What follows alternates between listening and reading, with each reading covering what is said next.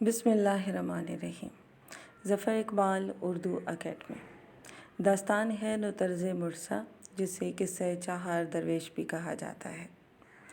یہ داستان روم کے فرخندہ سیر نام کے ایک بادشاہ سے شروع ہوتی ہے، جس کی حکمرانی میں ہر طرف خوشحالی اور امن و امان ہے، مگر بادشاہ لاولد ہے۔ عمر کی زیادتی سے نا امید ہو کر اس نے یہ فیصلہ کیا کہ آخر جب میرا کوئی وارث ہی نہیں ہے تو ایسی حکومت کرنے سے کیا فائدہ۔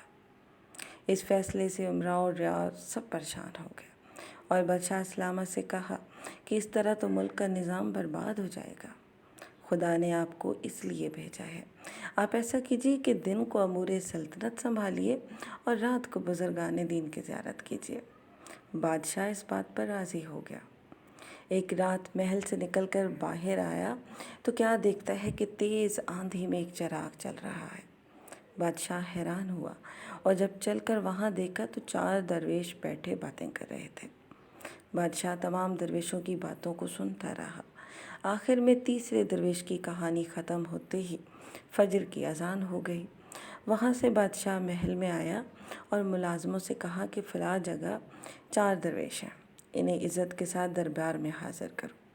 وہ درویش حاضر ہوئے اور پھر بادشاہ نے چوتھے درویش کی کہانی سننا چاہی، مگر اس سے پہلے خود ایک کہانی سنائی خواجہ سگ پرست کے نام سے۔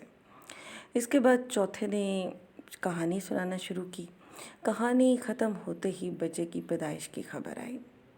داستان میں کہانی بادشاہ سے شروع ہو کر ختم بھی بادشاہ پر ہوئی ہے۔